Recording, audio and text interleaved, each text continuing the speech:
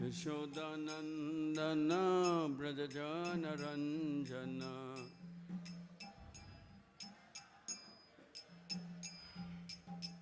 Yashodanandana Brajajana Ranjana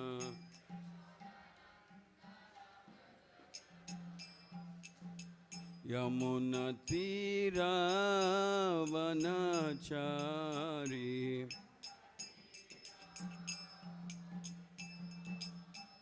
Yamuna Tira Vanachari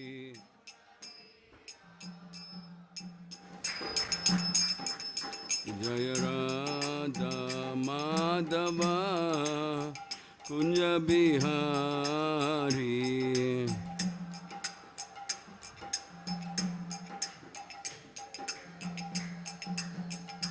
Jaya Radha Madhava Kunja Bihari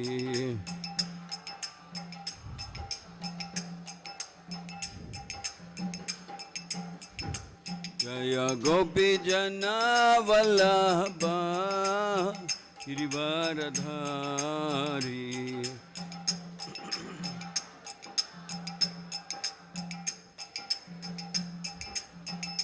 Jaya Gopi Jana Vallabha Girivaradhari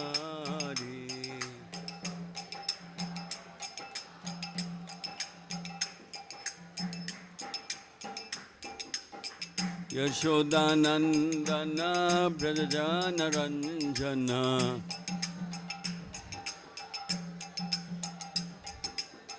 Yashodanandana Brajajana Ranjana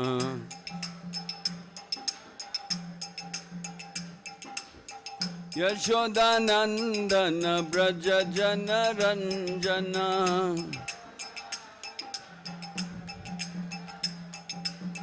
Yamuna Tira Vanachari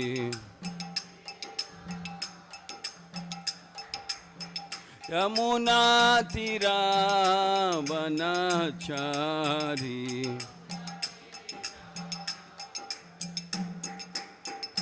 Jaya Radha Madhava Kunja Bihari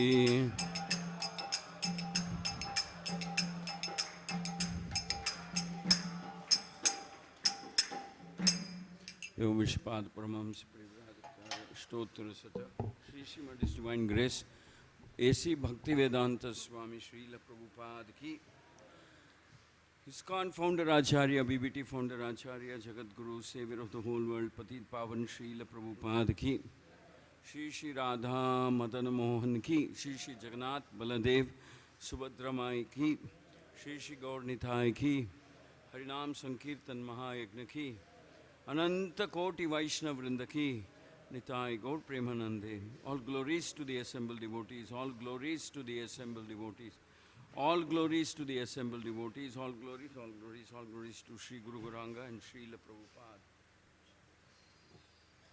Om Namo Bhagavate Vasudevaya. Om Namo Bhagavate Vasudevaya. Bhagavate Vasudevaya. Narayanam Namaskritya Naranchaiva Narottamam Devim Saraswatim Vyasam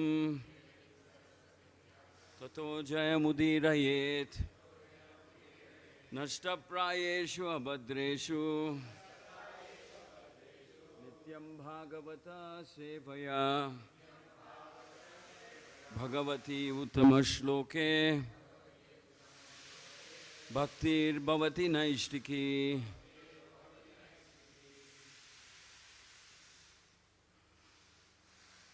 Om Jnanati Mirandasya Jnananjana Shalakya Chakshurun Militam Yena Tasmai Shri Gurave Namaha.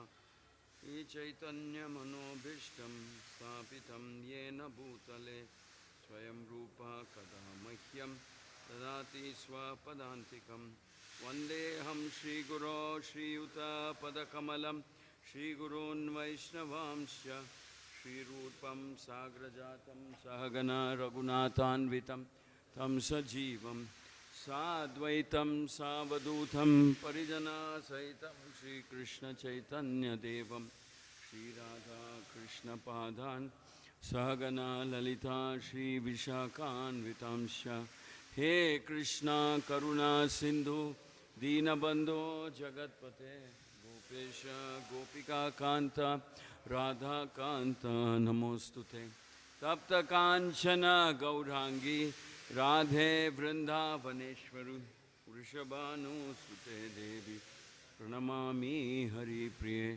Vancha Kalpatarubhyasya Krupa Sindhubhya Evacha Patitanam Pavanebhyo Vaishnavebhyo Namo Namaha Jaya Shri Krishna Chaitanya Prabhu Nityananda Shri Advaita Gadadhara Shri Vasadi Gaura Bhakta Vrinda Hare Krishna Krishna Krishna Hare Hare Hare Rama Rama Rama Hare Jai Jai Shri Chaitanya Jaya Nityananda Jaya Dvaita Chandra Jaya Gaura Bhakta Vrinda Jaya Jaya Shri Chaitanya Jaya Nityananda Jaya Dvaita Chandra Jaya Gaura Bhakta Vrinda Jaya Jaya Shri Chaitanya Jaya Nityananda Jaya Dvaita Chandra Jaya Gaura Bhakta Vrinda Mukam Karoti Vachalam Pangum Langayate Girim Yat Krupatamaham Vande Shri Gurum Dinatarinam Paramananda Madhavam Shri Chaitanya Ishwaram.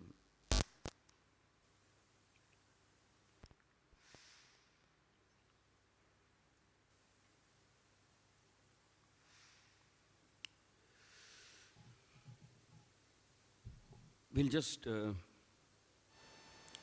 to remember the dealings between Lord Chaitanya and Sarvabhauma Bhattacharya. It's a very interesting case study because originally Sarvabhauma Bhattacharya was a staunch and a very strong, very scholarly monist. Monist means Advaitavadi, a follower of Shankara philosophy. Very staunch, very strong. He was considered, along with Prakashananda Saraswati in Varanasi, Sarvabhauma Bhattacharya was considered as one of the greatest scholarly exponents of the Mayavada philosophy. He was a person who had firmest possible convictions about the Mayavada Tattva, and he was a practitioner, and he was also, you could say, he was the, I don't know if we say preach or whatever. He was like the undisputed leader of all the Mayavadis of Puri Jagannath. So it's interesting to see how Sarvabhauma Bhattacharya transforms from what he was to what he eventually becomes when he comes in contact with Lord Chaitanya. So we will just read through the chapter. This is chapter number 6 of Madhya Leela. It is titled as The Liberation of Sarvabhauma Bhattacharya. So we will read a few verses and then we can discuss.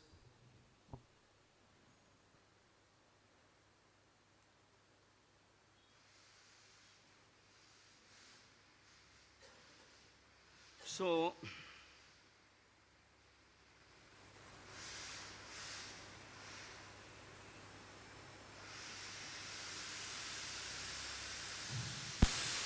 text number 1. I offer my respectful obeisances onto Lord Gaurachandra, the Supreme Personality of Godhead, who converted the hard-hearted Sarvabhauma Bhattacharya, the reservoir of all bad logic, into a great devotee. Text 2. All glories to Sri Chaitanya Mahaprabhu, all glories to Lord Nityananda Prabhu, all glories to Advaita Acharya, and all glories to all the devotees of Lord Chaitanya.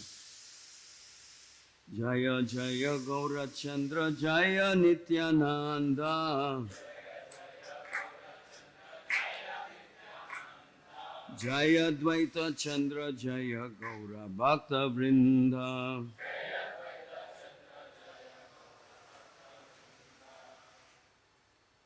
In ecstasy, Sri Chaitanya Mahaprabhu went from Atharanala to the temple of Jagannath. After seeing Jagannath, he became very restless due to love of Godhead. Sri Chaitanya Mahaprabhu went swiftly to embrace Lord Jagannath, but when he entered the temple, he was so overwhelmed with love of Godhead that he fainted to the floor.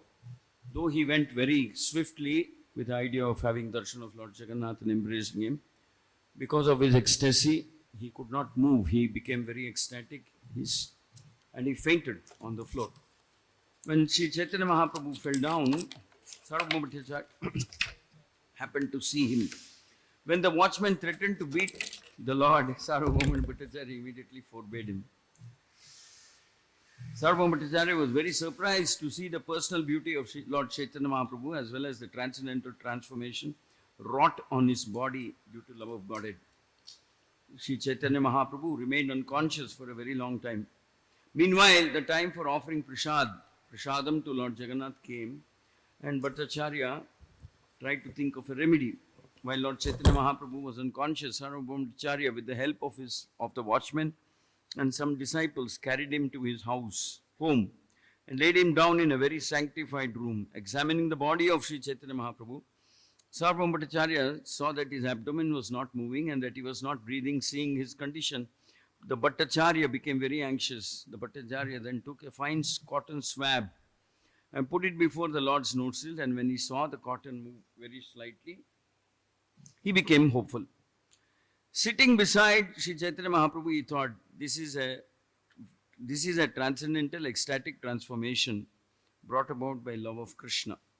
Upon seeing the sign of Suddipta Sattvika, Sri Sarvabhauma Bhattacharya could immediately understand the transcendental ecstatic transformation in the body of Lord Chaitanya Mahaprabhu. Such a sign takes place only in the bodies of eternally liberated devotees. The uncommon ecstatic symptoms of Adiruddha Bhava are appearing in the body of Sri Chaitanya Mahaprabhu. This is very wonderful. How are they possible in the body of a human being? So this is the first encounter of Sarvabhauma Bhattacharya with Lord Chaitanya. When Lord Chaitanya rushes into the temple to have darshan of Lord Jagannath, Chaitanya Mahaprabhu faints, and then Sarvabhauma Bhattacharya happens to have him picked up and taken to his house and kept there. And Sarvabhauma Bhattacharya examines the body of Lord Chaitanya, and then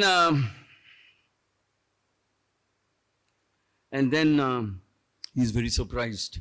He says these are extraordinary symptoms. The symptoms of ecstatic symptoms that are manifestly visible in the body of Lord Chaitanya are very unusual, very, very rare. So Sarvabhauma Bhattacharya is thinking, who could this person be? Subsequently, Gopinath Acharya, the rest of the devotees follow, headed by Lord Nityananda and Mukunda Datta, etc. They come to the Jagannath temple, and then they as soon as they're entering, there is this talk going on that there was some mendicant. He came, young, handsome sannyasi. He fainted, and Sarvabhauma Bhattacharya has taken him to his house. So very soon they guess that they must be referring to Lord Chaitanya. So at that time, Gopinath Acharya, who was previously a resident of Navadvip Dham, comes there. He happens to know about Lord Chaitanya, the original identity of Lord Chaitanya. And then he escorts Mukunda and all the devotees to Sarvabhauma Bhattacharya's place with great anxiety, because they are all worried what could have happened to Lord Chaitanya. Lord Chaitanya swooned and fainted out of ecstatic love. So after they reach Sarvabhauma house, everyone saw, text number 30, arriving at the home of Sarvabhauma, everyone saw the Lord lying unconscious. Seeing him in this condition, Gopinath Acharya became very unhappy. But at the same time, he was happy just to see the Lord. Sarvabhauma permitted all devotees to enter his house, and upon seeing Lord Nityananda Prabhu, the Bhattacharya offered him obeisances. Sarvabhauma met with all the devotees, offered them proper welcome. They were all pleased to see the Lord Chaitanya Mahaprabhu. The Bhattacharya then sent them all back to see Lord Jagannath, and he asked his own son Chandaneshwara to accompany them as a guide. Everyone was then very pleased to see the deity of Lord Jagannath. Lord Nityananda in particular was overwhelmed with ecstasy. Then Lord Nityananda also nearly fainted. And all the devotees caught him and steadied him. At that time, the priest of Lord Jagannath brought a garland that had been offered to deity and offered it to Lord Nityananda Prabhu. Everyone was pleased to receive this garland worn by Lord Jagannath. Afterwards, they returned to the place where Lord Chaitanya Mahaprabhu was staying. And all of the devotees then began to chant loudly the Hare Krishna mantra. Just before noon, the Lord regained his consciousness. The Chaitanya Mahaprabhu got up and very loudly chanted Hari Hari. Sarvabhauma was very pleased to see the Lord regain consciousness, and he took the dust of the Lord's lotus feet. The Bhattacharya informed all of them, please take your midday baths immediately. Today I shall offer you Mahaprasadam, the remnants of food offered to Lord Jagannath. After bathing in the sea, Sri Chaitanya Mahaprabhu and his devotees returned very soon. The Lord then washed his feet and sat down on a carpet to take lunch. Sarvabhauma made arrangements to bring various kinds of Mahaprasad from Jagannath temple. Sri Chaitanya Mahaprabhu then accepted lunch with great happiness. Chaitanya Mahaprabhu was offered special rice, first-class vegetables on golden plates. He thus took lunch in the company of his devotees. While Sarvabhauma personally distributed prasadam, Chaitanya Mahaprabhu requested him, please give me only boiled vegetables.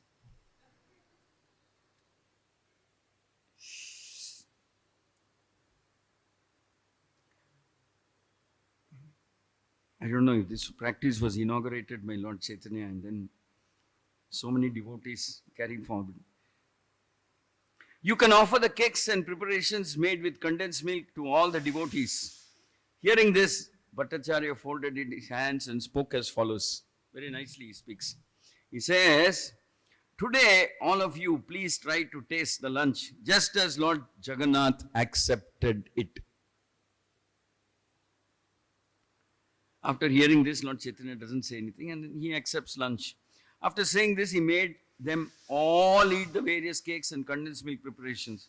After feeding them, he offered them water to wash their hands, feet and mouth. And then, so nice, see the culture of that place. Begging permission from Lord Chaitanya and his devotee Sarvabhauma then went with Gopinath Acharya to take lunch. So, because Lord Chaitanya is a sannyasi, Sarvabhauma Acharya serves him so nicely, so respectfully, so reverentially.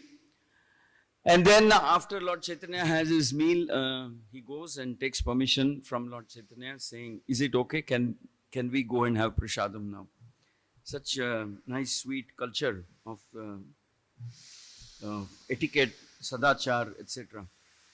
So we can learn all of this. Offering his obeisances to Lord Chaitanya. Oh, wait a minute. Then went with Gopinath to take lunch. After finishing their lunch, they returned to Lord Chaitanya Mahaprabhu. Offering his obeisances to Lord Chaitanya, Bhattacharya said, Namo Narayanaya. Sarvabhauma then said to Gopinath Acharya, I want to know Sri Chaitanya Mahaprabhu's previous situation. So, this is the first. Sarvabhauma has just seen the Lord. Now he is asking Gopinath Acharya, tell me about this Lord. Then, Gopinath Acharya says that he is basically the grandson of Nilambar Chakravarti and the son of Jagannath Mishra. And his former name was Vishwambar Mishra. Before he took sannyas, his name, official name was Vishwambar Mishra, because he was son of Jagannath Mishra. Then Bhattacharya says Nilambar Chakravarti, who was the grandfather of Lord Chaitanya, was a classmate of my father, Maheshwara Visharada. So I know him as such. Jagannath Mishra Purandara was respected by my father. Thus, because of their relationship with my father, I respect both Jagannath Mishra and Nilambar Chakravarti. So there is exchange of some formalities between Sarvabhauma Bhattacharya and Gopinath Acharya. And Gopinath Acharya informs that he is grandson of Nilambar Mishra, etc. So Sarvabhauma Bhattacharya remembers his father's relationship with Nilambar and Jagannath Mishra. And then Sarvabhauma Bhattacharya approaches Lord Chaitanya in verse number 56. He says, "You are naturally respectable. Besides, you are a sannyasi. Thus, I wish to become your personal servant." He is a sannyasi, and so Sarvabhauma approaches him and says, "I want to become your servant." That is how he addresses Lord Chaitanya. As soon as Lord Chaitanya heard this from Bhattacharya, he immediately remembered Lord Vishnu and began to speak humbly as follows. Lord Chaitanya then says, "Because you are a teacher of Vedanta philosophy, you are the master of all people in this world, and their well-wisher as well. You are also the benefactor of all kinds of sannyasis. I am a young sannyasi, and I actually have no knowledge of what is good and what is bad. Therefore, I am taking shelter of you and accepting you as my spiritual master. I have come here only to associate with you. I am now taking shelter of you. Will you kindly maintain me in all respects?" Then Lord Chaitanya is a little embarrassed and he says, "The incident that happened today was a great obstacle for me, but you have kindly relieved me of it." Lord Chaitanya going to have darshan of Jagannath, and he faints. And so Lord Chaitanya is embarrassed and he's saying that, "Oh, it shouldn't have happened. I don't know how it happened, why it happened. So I am grateful to you that you took me away and you relieved me and you saved me in one sense."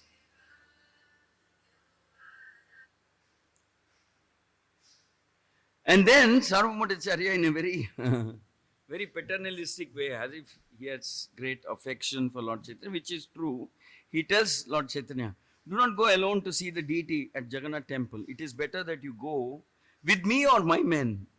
Then Lord also declares, he says, "I shall never enter the temple, but shall always view the Lord from the side of the Garuda Stamba." Way at the back, next to Garuda, there is that famous Garuda Stamba.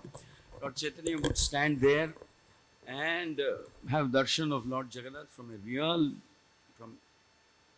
a distance, because he was so worried that if he goes closer, he might become completely ecstatic.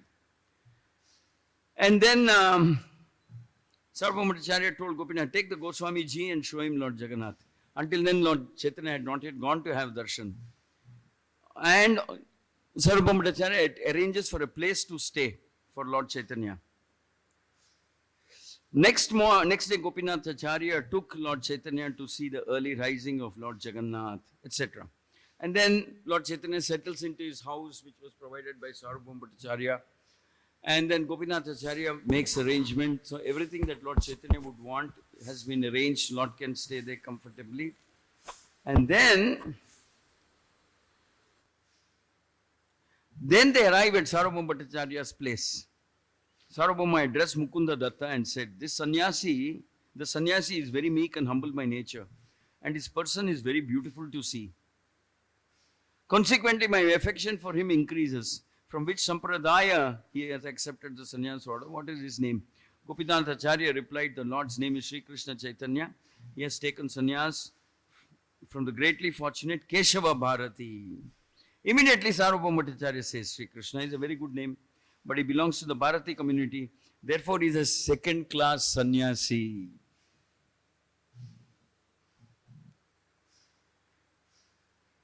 Sri Chaitanya Mahaprabhu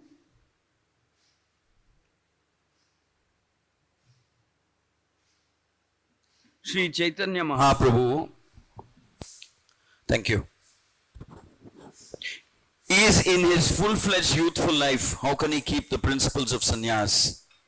And then Sarvabhauma Bhattacharya says, I know how he can keep the principle of sannyas. I know the way, I know the method.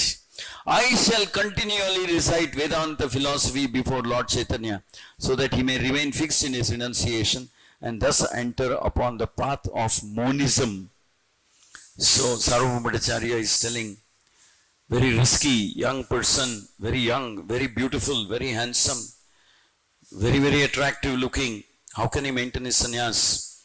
So I will continuously recite to him the Vedanta Sutra, by which he will understand the philosophy of monism, and that is the way he can maintain his sannyas ashram.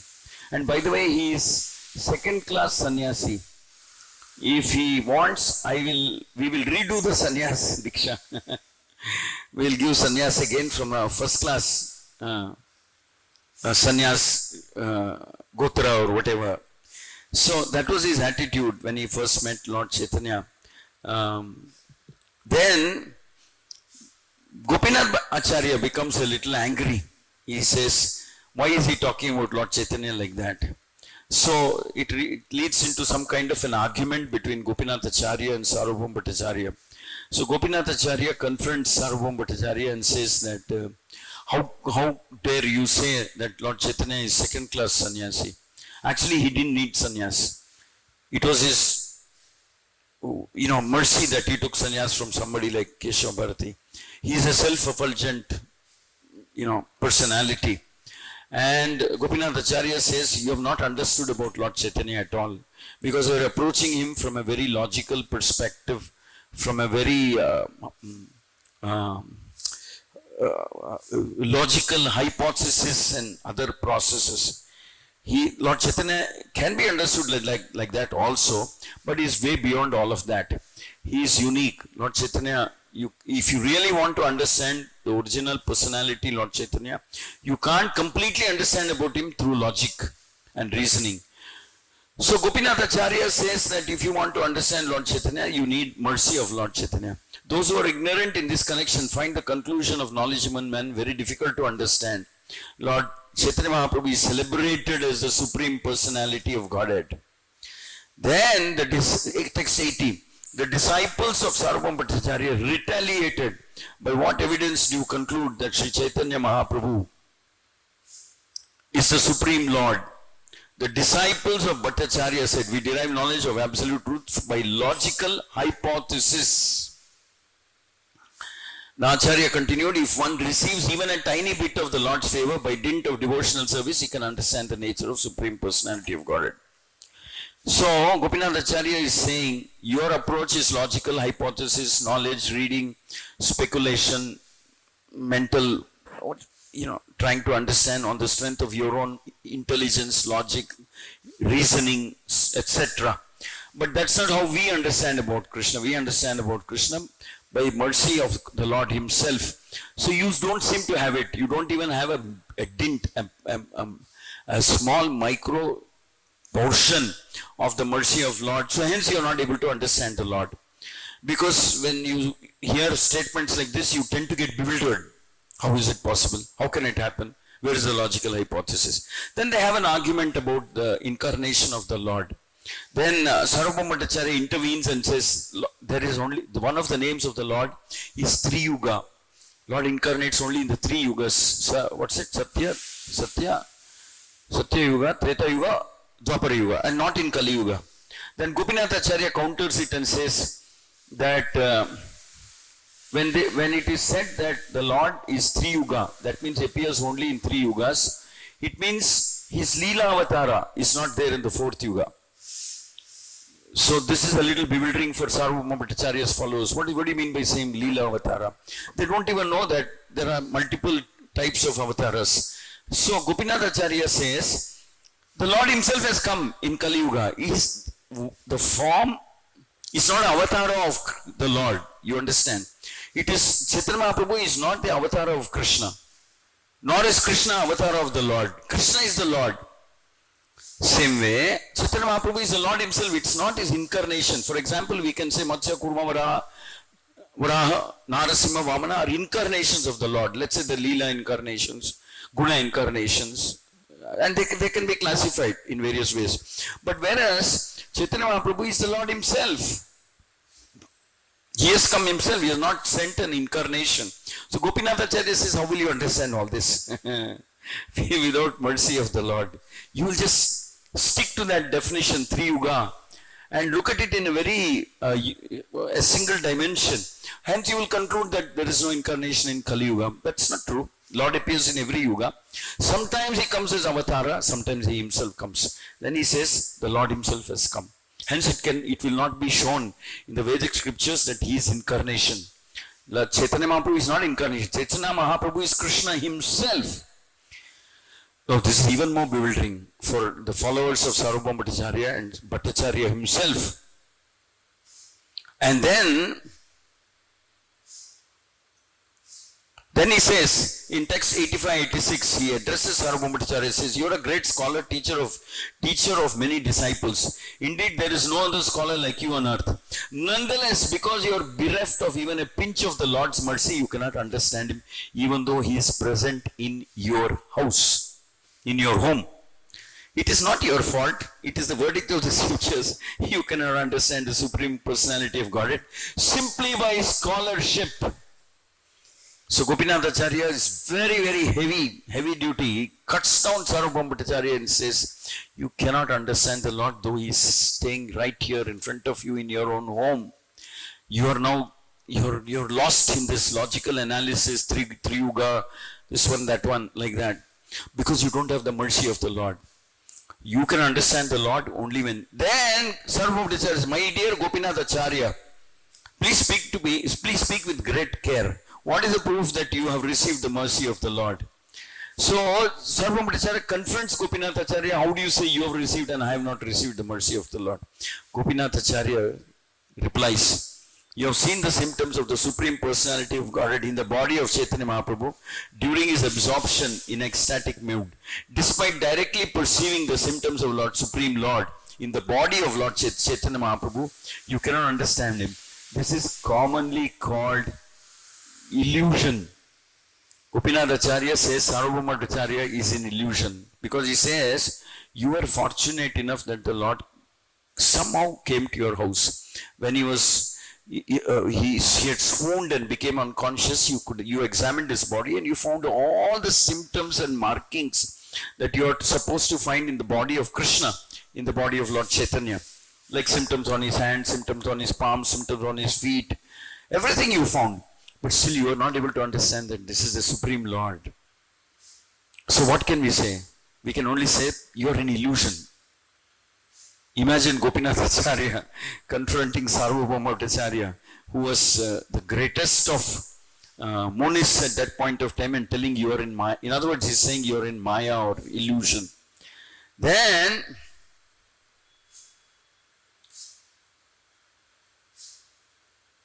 Bhattacharya replies.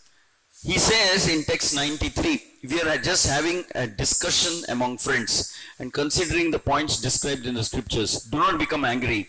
I am simply speaking on the strength of the Shastras. Please don't take any offense. Shri Chaitanya Mahaprabhu is certainly a great uncommon devotee, but we cannot accept him as an incarnation of Vishnu because according to the Shastra, there is no incarnation in this Kali Yuga. And then this whole Three Yuga argument comes out. And then Gopinath Acharya confronts Sarvabhauma Bhattacharya, says, Srimad Bhagavatam and Mahabharata are two most important scriptures, but you have paid no attention to their statements. In the Srimad Bhagavatam and Mahabharata, it is stated the Lord appears directly. But you say that in this age there is no manifestation or incarnation. So here Gopinath Acharya text 99 says, in this age of Kali, there is no Leela Avatara of the Supreme Lord. There is no Leela Avatara, but he personally, directly incarnates. He comes directly. So, in other words, he's saying because your heart has become hard, like a rock, like a stone, because you have been a monist all your life, because you have offended the Lord. You know, the inferred meaning is that you have offended the Lord. You have denied the existence of the Lord. You said Lord is the appearance of the Lord, it's the whole thing is illusion or something. Your heart has become hard. Though the Lord is lying down right here in front of you in your home, you're not able to recognize him. You're not able to understand that he is present. Though you have physically seen by your verification all the divine symptoms of this Lord Vishnu on the body of Lord Chaitanya. So Gopinath Acharya is very heavy on Sarvabhauma Acharya. And then Sarvabhauma Acharya says, and then of course the argument goes, then they quote that famous word in this age of Kali as well as in Dwapara Yuga. People offer prayers to Supreme Personality by various mantras and observe regulatory principles of supplementary. Now please hear from me. So here that famous verse, Gopinath Acharya quotes, Krishna Varnam Tvisha Krishnam Sangopanga Saparshadam Yagne Sankirtanam Prayar Yadanti Hi Sumeda Saha. That famous verse from the Srimad Bhagavatam, Gopinath Acharya quotes.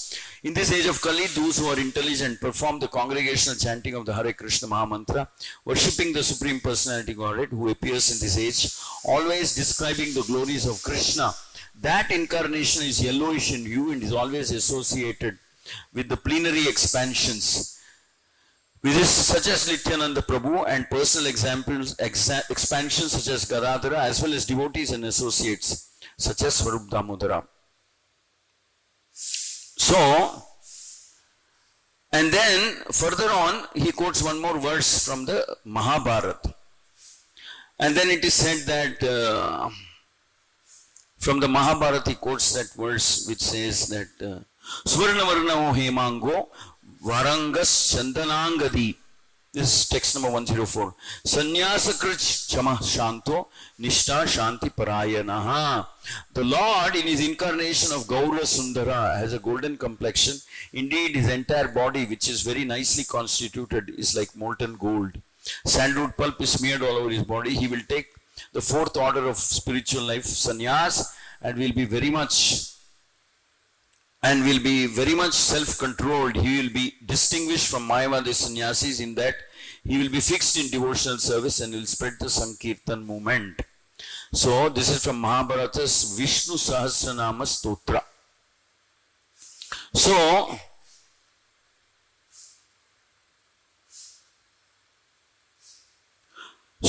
Gopinath Acharya is vehemently defending the position of Lord Chaitanya and saying, you have no idea. You are not understanding the meaning of, you are not understanding the meaning of these verses. You have somehow missed out these two verses, hence you are confused, hence you do not know. Like that. And then the whole conversation goes on like this, and then Sarvabhauma Acharya somehow instructs Lord Chaitanya that you are a very young person, you are a sannyasi, you are taken on sannyas now, you are very vulnerable, you are in a very risky ashram. So the only way you can hold on to your sannyas ashram is to constantly hear the Vedanta Sutra, the commentaries on the Vedanta Sutra. So that amazing pastime is there when Sarvabhauma Acharya, Lord becomes very gentle and mild in front of Sarvabhauma Acharya. He doesn't counter him. Whatever Sarvabhauma Acharya says, the Lord very gently, very mildly, very respectfully accepts.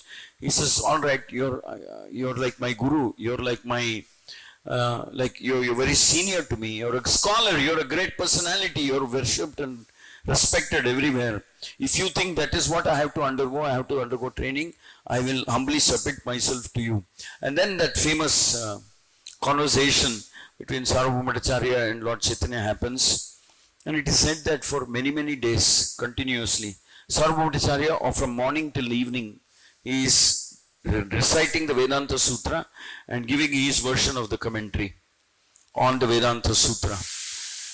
And it is very, and then he goes on and on and on, and then after many, many days, he stops and then he asks Lord Chaitanya, says, I'm getting a doubt whether you are able to understand what I am saying or not. So in this extremely well-quoted conversation instance, then Lord Chaitanya does not reply. Then Sarvabhauma Acharya insists, you tell me, have you understood? Do you I mean, in other words, finding out what is Lord Chaitanya, why he was silent, why he didn't speak a word during this entire conversation. So the story unfolds that Sarvabhauma then tries to test, and Mahaprabhu shocks him by saying that Vedanta Sutra I understand, but your explanation I don't understand anything. And I don't understand anything that you are saying. Vedanta Sutra I understand. And this is shocking for Sarvabhauma.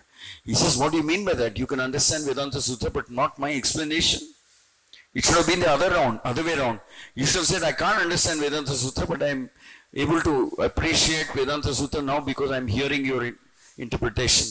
So then Lord Chaitanya catches Sarvabhauma and says, this is the weakness, this is the strategy that you people use. You twist the words of the scripture. You twist to interpret, misinterpret, not interpret. The right word is misinterpret. You change the meaning. You don't give the direct meaning of the Vedanta Sutras. You twist it and you derive some inferences and some conclusions which are contrary to the meaning of the original verse. You twist it, you change it completely. So Chaitanya Mahaprabhu very respectfully tells this to to Sarvabhauma and says, because you are asking me, I am telling you, I think this is what you are doing, hence I am not able to understand. Then Sarvabhauma says, if that is the case, then why don't you explain? What is your version? Lord Chaitanya is waiting for this moment. All the while he was waiting. And then Lord Chaitanya, actually more than explaining the Vedanta Sutra to Sarvabhauma, Lord Chaitanya glances at him very mercifully, with great mercy, with great compassion, with great affection, with great respect, glances at him. And it is said that more than the explanations that were given, which were anyway logically very perfect, Lord Chaitanya shows the flaws, the mistakes, the logical flaws. Lord Chaitanya says, okay, even if you were to say that I will go only by logical hypothesis, the conclusions that you have drawn, Sarvabhauma are completely wrong, unsupported by the Vedanta Sutra. Because your logic is misplaced, your logic is faulty. So Lord Chaitanya says this is the right way to understand these statements and explains and derives theistic conclusions. Theistic means belief, that God actually exists. So he derives theistic conclusions and presents them very humbly in front of Sarvabhauma. But because of his association with Lord Chaitanya and because of Lord Chaitanya's compassionate glance on Sarvabhauma, Sarvabhauma suddenly realizes that they have all the Monis, all the Advaitavadis are living on a false platform of convoluted, twisted logic. All Mayavadis. They have to take the original sutras, the Vedanta Sutras and Upanishad verses, twist them in order to support monistic conclusions, in order to support Advaitan conclusions. So suddenly Sarvabhauma comes to, well, it is not that he didn't know, but because of the merciful glance of Lord Chaitanya, he develops that honesty to accept it. He says, yes, we cannot directly establish monism unless we become guilty of twisting the verses, interpreting them wrongfully, inferring, deriving false hypotheses from the verses and establish Mayavada Tattva. He accepts this, and then that is a very transformative moment in the life of Sarvabhauma. Simply by the wish of Mahaprabhu. Mahaprabhu's mercy can defeat anybody, can conquer anybody's heart. So Mahaprabhu basically, by patiently listening to Sarvabhauma for many days, conquers him, conquers his heart, and then Sarvabhauma apologizes to Sri Chaitanya Mahaprabhu and says, I am guilty of this offense. I am guilty of this wrongful practice of promoting monism, in falsely promoting monism as a conclusion of the Vedanta Sutra, which is wrong, false, inaccurate, incorrect. And then Sarvabhauma also accepts that presenting monistic conclusions is actually insulting the Supreme Lord. is very offensive to the Supreme Lord, offensive to the devotees of the Lord also. Sarvabhauma Acharya accepts it, and then he says that I cannot think of anything else, anything other than completely surrendering to you for saving me, for rescuing me, for saving me, for protecting me from going further in this very harmful, offensive, duplicitous path of monism. So Sarvabhauma Acharya completely offers Sharanagati to Lord Chaitanya. Lord Chaitanya becomes very, very moved, very delighted, and very, he becomes even more respectful to Sarvabhauma Acharya. He says that, of course, Lord Chaitanya doesn't take credit. He says, Lord Jagannath has now smiled on you. Lord Jagannath has prayed for you. Lord Jagannath has blessed you. All the devotees have blessed you, which is why you are understanding this. So Lord Chaitanya invokes the mercy of Lord Jagannath and the devotees there and says, that is how you have come out of this illusion. So the same Sarvabhauma Acharya transforms so completely in the later part of the Madhya Leela, after this famous conversation that he has, because Lord Chaitanya glances at him very mercifully, very kindly, and of course establishes through Vedic script, through the Bhagavatam, the Vedanta Sutra, and establishes that monism is an erroneous, wrongful conclusion. But monism is very attractive to materialistic people for the simple reason that it gives permission to be very materialistically engrossed. It in an indirect way permits. So the people who are following monism will say, Krishna came, he did his Leela. I have come, I am doing my Leela. What's the difference? Both of us are doing Leela only. There's no difference between it. That is his Leela, that is my Leela. So whatever they do, they will say, this is my Leela, just as Krishna did his own Leela. They say, both of us have come out of this whatever, the Brahman. And then he says, he will also enter into Brahman, I will also enter into Brahman. In other words, equating themselves to the Lord in all respects. So this is very, very offensive. So Sarvabhauma Acharya seeks pardon from Lord Chaitanya, from all the devotees. So Lord excuses him, and then the whole relationship transforms. From that point onwards, it becomes so sweet. Very, very sweet, and it enters into a different rasa between Sarvabhauma Acharya and Lord Chaitanya.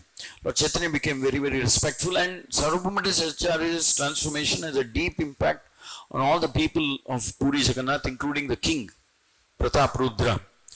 All of them had a very deep impact, and Lord Chaitanya would very reverentially deal with Sarvabhauma Acharya. And one time when Lord Chaitanya was beginning his South India Yatra, Sarvabhauma Acharya said that I would request you to kindly visit Kovur.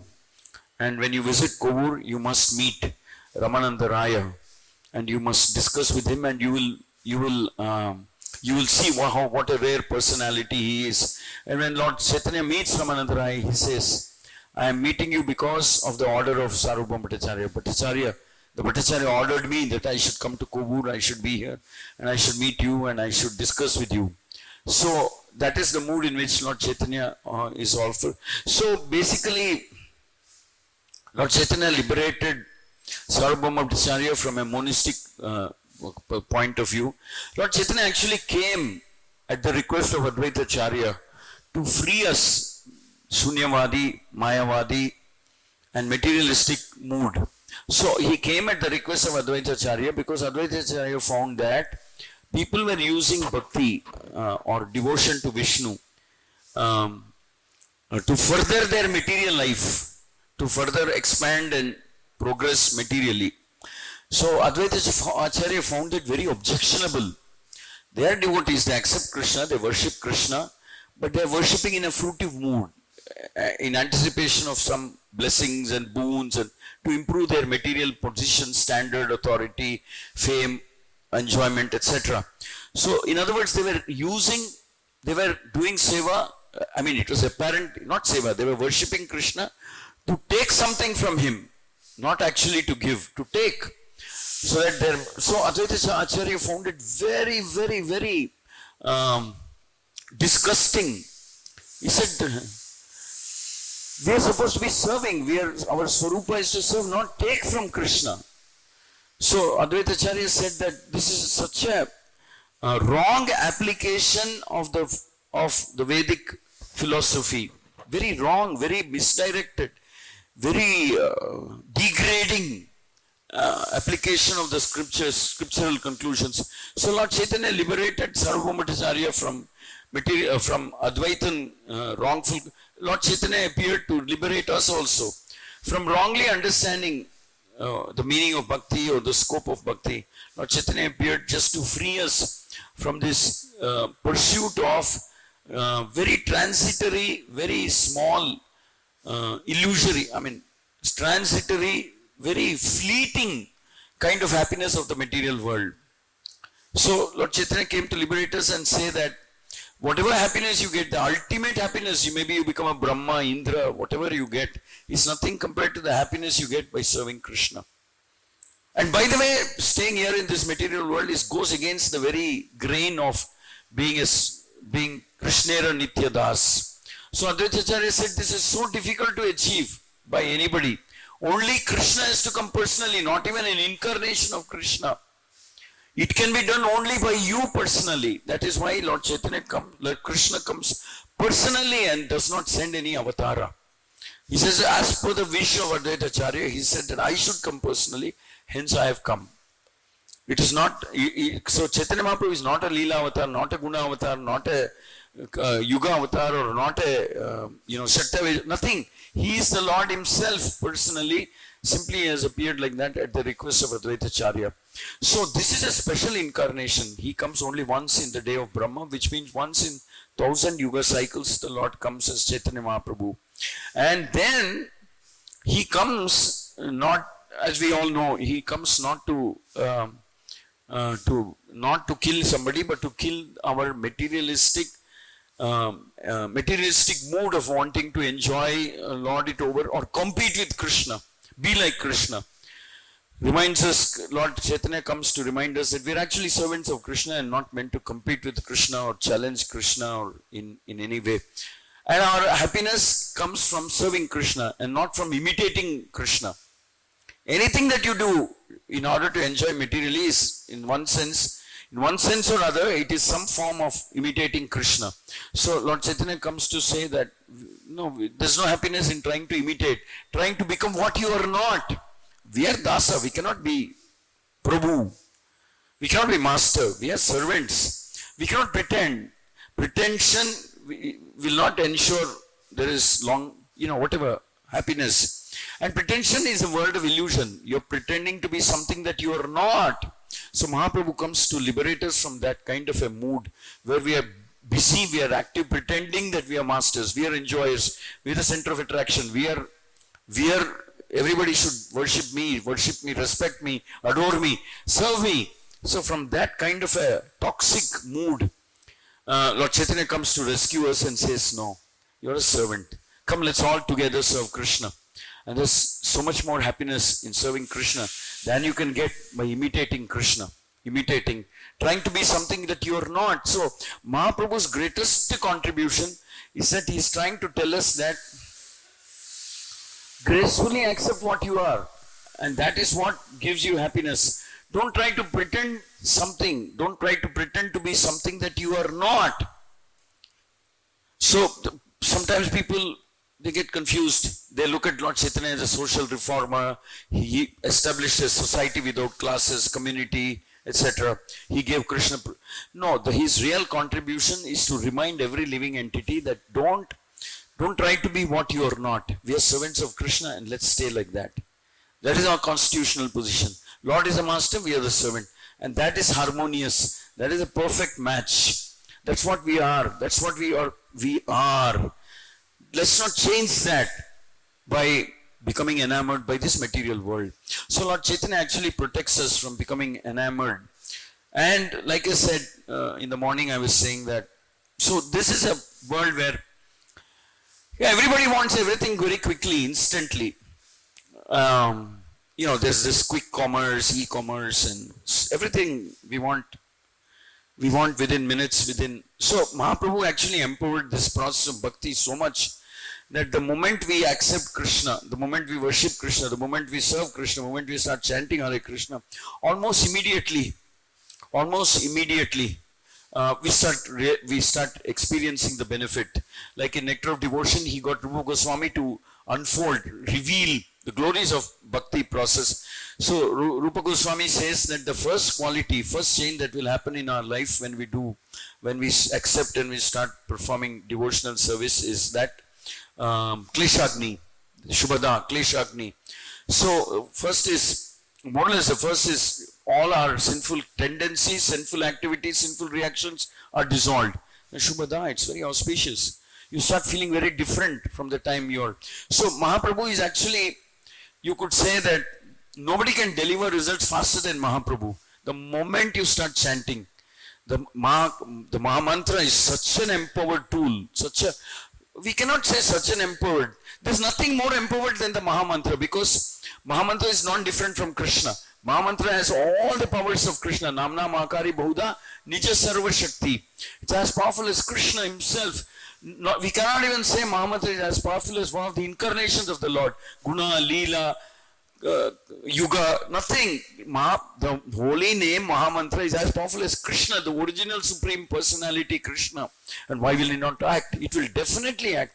The moment we take shelter of the holy name of the Lord, it will act instantaneously. It can start dissolving our karma. So Mahaprabhu, like I said, is a few steps ahead, in that sense that it's not that you have to wait for some time to see it. You can start seeing the results almost immediately as soon as we start chanting. Now, there are two reasons for that. One fundamental reason is that the holy name of the Lord is as powerful as Krishna. Etymologically and then, philosophically, it is established that the holy name is as powerful as Krishna, and there's no limit to what the holy name can do. The second reason is that the mood in which Krishna comes. He comes as Lord Chaitanya. He comes in a mood of giving, compassionate giving. We could say that in the previous yuga, maybe those who were not under the shelter of Lord Chaitanya, for us to chant Hare Krishna, accept. So there's some element of surrender that is required. Some element of surrender was a prerequisite. But Mahaprabhu waves it off. He waves off even that condition because he comes in the mood of Radha, who is compassionate, incarnation of compassion. He comes in the mood of Radharani. So Radharani doesn't discriminate. What is your caste? What is your background? What is your level? What is your maturity? What are your qualifications? What you have done? Doesn't discriminate. She's all inclusive. Gives out indiscriminately. Krishna comes in the mood of. So one is the name by itself is very powerful. Second is it's being given by the Lord himself in a very, very Audharya mood. Very, very Audharya mood means he's thrusting it into the lives of people. He's saying, you take it. Though we may not be interested, though we may not, like Sarvabhauma, he didn't even have faith that Lord Chaitanya is Krishna. He didn't even have faith in the existence of Krishna. But Mahaprabhu gave him mercy. That's the most difficult case. Converting a monist into a devotee is very difficult. Maybe converting a fruitive worker because they already have some intrinsic faith and transforming him is a little easier than converting a monist. But Mahaprabhu did that because he came to transform. He came to give mercy, he came to transform, he came to give himself. He is giving himself in the form of the holy name. So later on, the same Sarvabhauma becomes so amazingly different that when his son Amogha insults Lord Chaitanya, somehow he had a son Amogha who had at one time humiliated, insulted Lord Chaitanya, much to the discomfort of all the devotees, Vaishnavas and Sarvabhauma himself. He insults Lord Chaitanya and says, why is this person eating so much? Why is he eating so much? Why is he eating so many sweets like that? But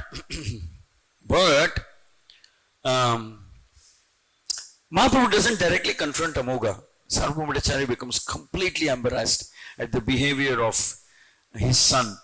Mahaprabhu says, all right, from now onwards, I will start eating no sweets. I'll not eat sweets. I'll reduce my eating, etc. And this will break the heart of all the devotees. And very deep in their heart, they have so much anger against Amoga.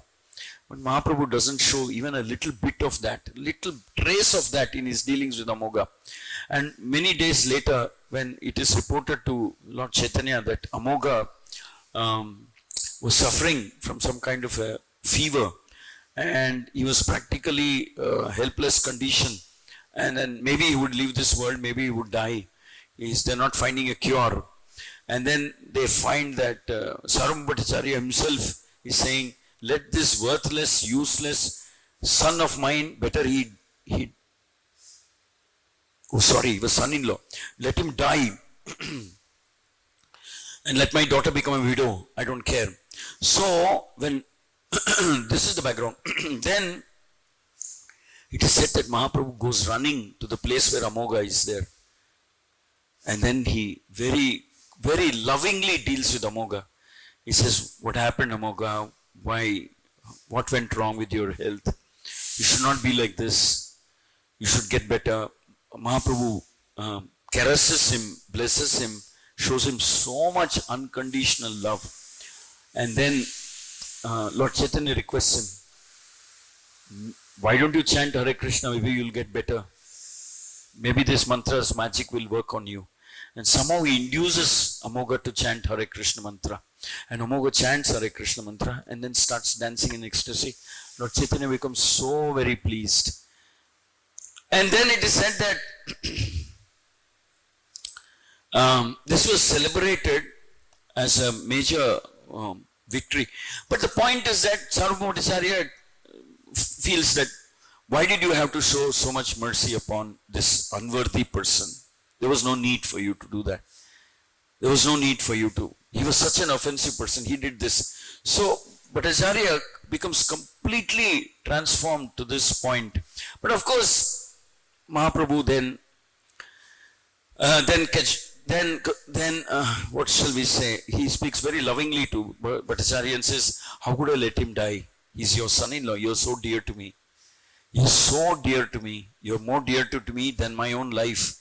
So this same relationship which began because of Mahaprabhu's intervention becomes so sweet. It's one of the sweetest relationship you can see. Lord Chaitanya with Ramananda Raya, Lord Chaitanya with Sarvabhauma Bhattacharya, Lord Chaitanya with let us say Haridas Thakura.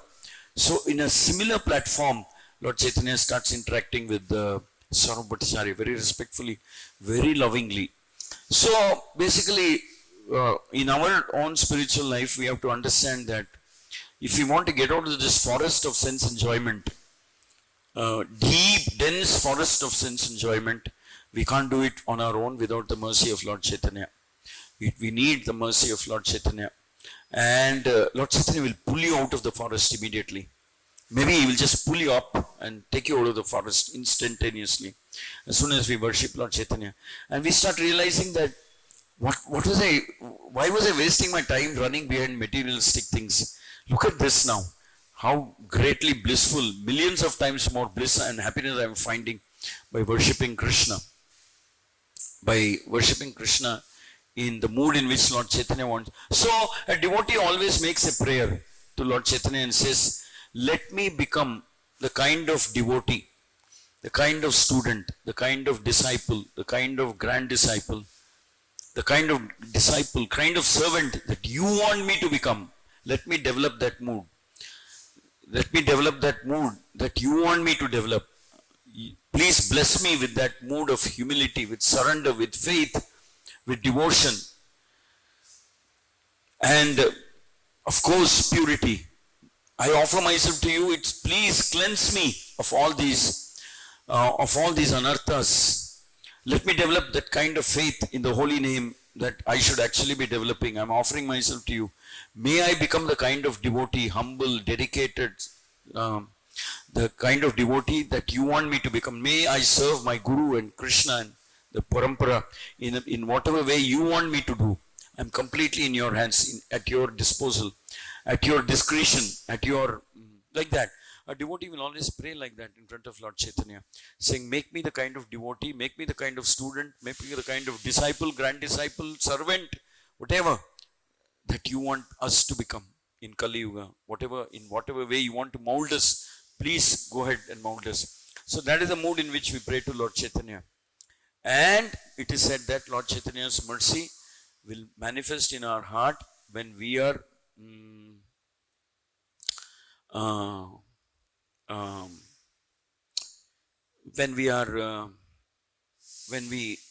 when we helplessly pray.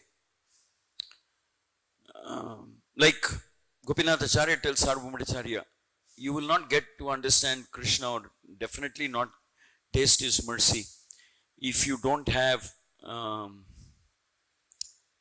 if you're proud of your lineage, your birth, your knowledge, your austerity, your so-called birth of purity or anything, if you're proud of anything, then maybe you won't get the complete mercy of Lord Chaitanya. Only when we are helplessly dependent on mercy, exclusively and helplessly dependent on the mercy of Lord Chaitanya, then we will develop that kind of an intense bhakti in our life. So, like that, in every, even if you take Sarvabhauma Acharya, Ramananda Raya, Haridas Thakura, Lord Chaitanya's dealings, if you go through that whole cycle of events, there's so much to learn from each of these personalized dealings that Lord Chaitanya has with any of these, with King Pratap Rudra. So there's so much to learn. Hare Krishna, Krishna Krishna, Hare Hare, Hare Rama, Rama Rama. Any comments or questions?